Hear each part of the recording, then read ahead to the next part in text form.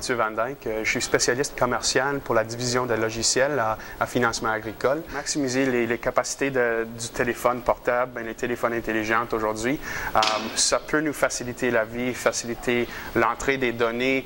On peut marquer nos positions de GPS, faire des pistages avec des applications, marquer des zones d'efficience dans les champs. La division de logiciels va mettre en marché notre nouvelle gestionnaire de champs Pro Mobile qui fait affaire avec notre logiciel de gestion gestionnaire de champs Pro. Alors, cette application va se servir comme application d'entrée de données, de tenue des registres, pour marquer des déficiences dans les champs, pour visualiser votre production essentiellement sur votre portable. Je pense que le premier avantage, c'est d'éliminer la paperasse. Alors, dans le temps, nous autres aussi, on faisait tous nos registres sur des carnets de notes, etc. Si on peut faciliter la vie, avoir tous nos registres, toutes nos informations, accès à plusieurs applications dans ce même portable, je pense que ça facilite la tâche beaucoup. Ça améliore notre productivité et notre production en général. Bonjour, mon nom est Martin Carrier. Je suis responsable produit d'entretien des cultures chez Kevin Holland Group Canada.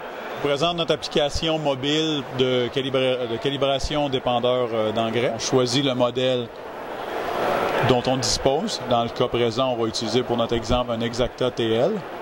Donc on sélectionne ici. Suivant.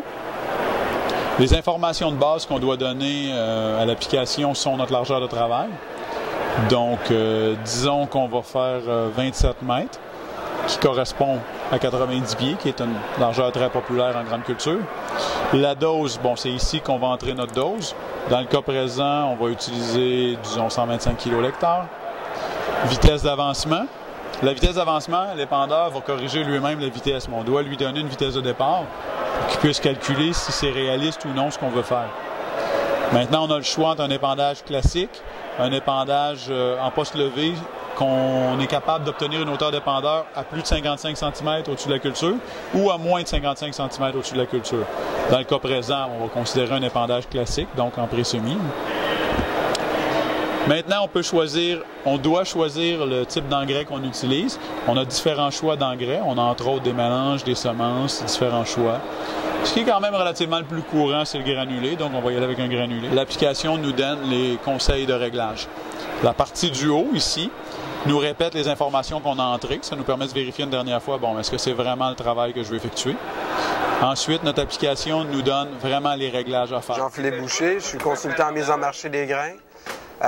Et président de GrainWiz. L'application GrainWiz est une application qu'on a développée dans le fond dans l'optique de donner un prolongement mobile à notre site web. Le gros objectif de beaucoup de producteurs, c'est d'être en mesure de vendre du maïs à 300 $ la tonne.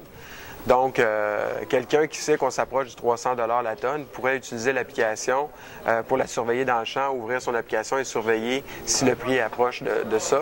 Sinon, même en dehors du champ, toujours dans le champ, mais dans un autre cadre, le producteur débarque de son tracteur, a quelques minutes, aimerait ça savoir qu'est-ce qui s'est passé pendant la journée sur les marchés, n'a pas le temps de rentrer à la maison, d'ouvrir son ordinateur, son laptop ou même sa tablette. Bien, il peut prendre simplement son téléphone, ouvrir l'application GrainWiz et voir les dernières nouvelles, la dernière revue des marchés qu'on a fait sur ce qui s'est passé pendant la journée.